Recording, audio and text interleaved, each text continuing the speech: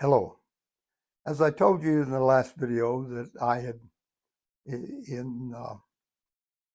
enlisted in the Army and was going to Fort Leonard Wood, Missouri to be trained to be a forward observer.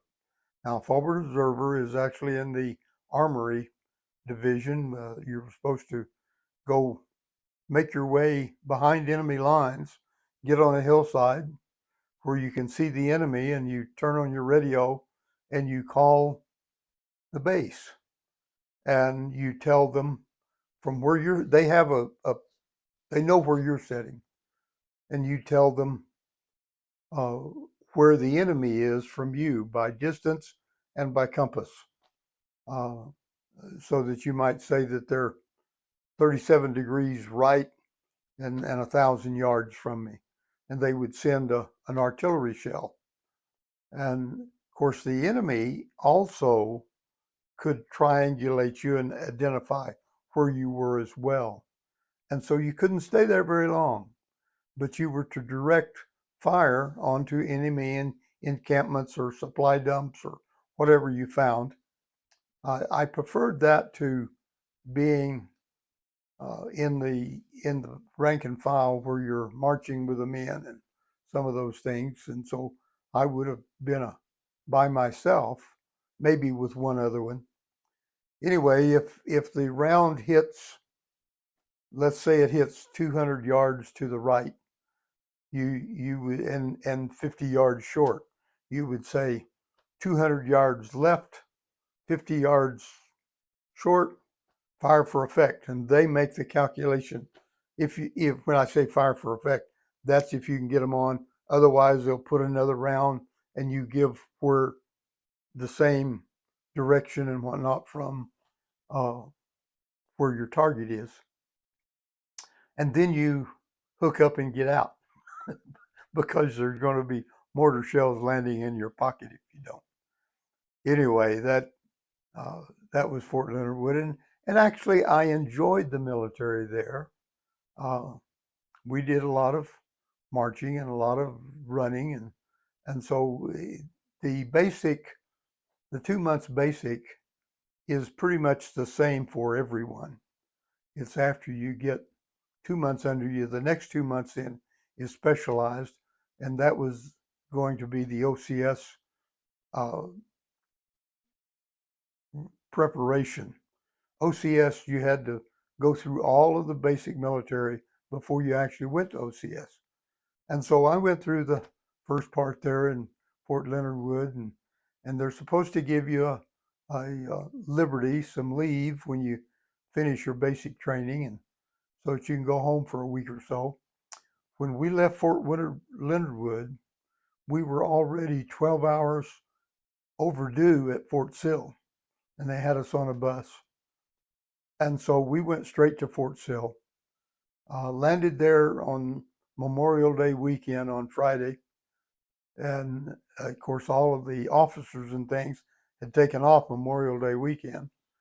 And we sat around there moping Friday night and Saturday morning, and several of us got together and says, the officers are going to be here Monday morning, and we better be ready.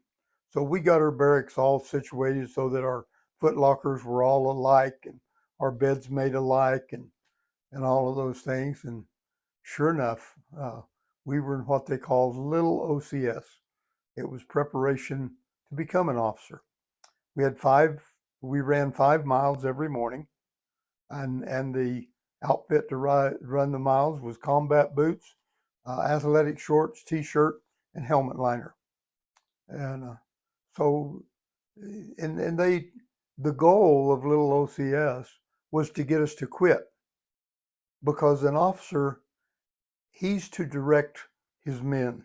He's to direct whatever men he's over in their attack on the enemy. So an officer didn't carry a rifle. He carried a pistol. Now that's changed now. They have officers with rifles in the infantry now. But I had gotten in bull riding when I was in high school and college. I had a bull step on me and push my right hip out of socket.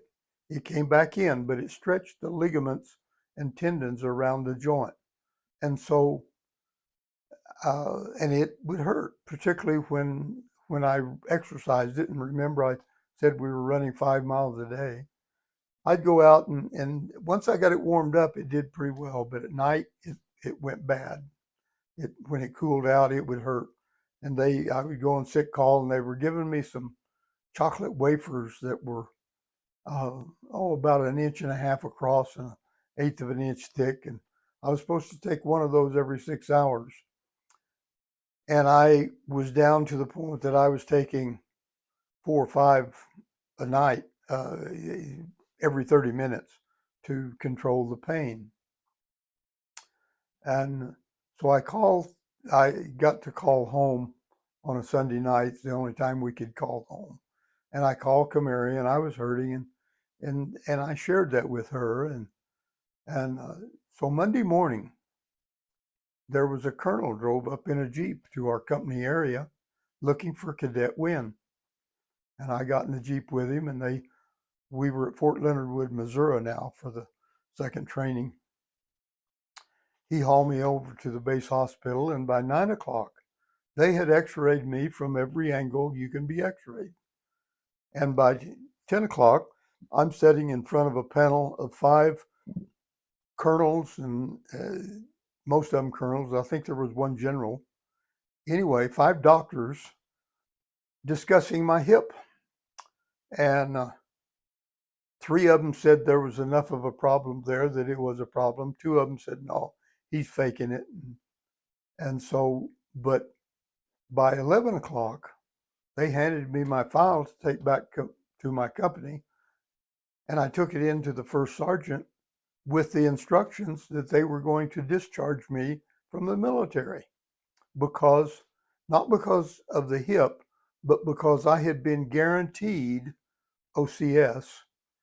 And with a bad hip, they were putting me out on a medical disqualified me from OCS, not from regular Army.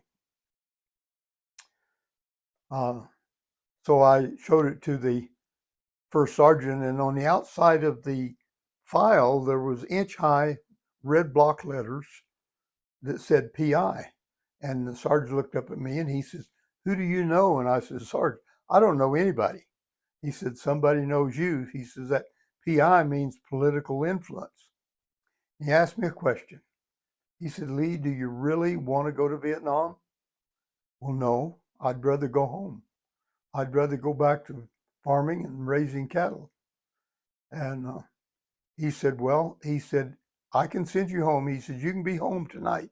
Because we only lived about 200 miles from Fort Sill. Not quite even that, I don't think. Anyway, I said, I don't want to go to Vietnam. And he says, "Then if you'll spend 3 more days here," he says, "you'll classify as 6F, which means that you've been in the military 6 months, and they won't send you a draft notice to draft you back into the military because you're filed as F, 6F. And so I said, "That sounds fine to me." So every day I'd get in a company Jeep and drive out to the firing range and sit under a big walnut tree out there until 6 o'clock that evening and drive back into thing. And sure enough, 4 or 5 days later, he sent me home. And that was my military experience. I have another story that will go right behind this one as to what happened with that big PI. Know that I enjoyed the military and some of the things there, and I have another story to tell about when I was in the military, but we'll talk about that in a day or two. Have a wonderful day.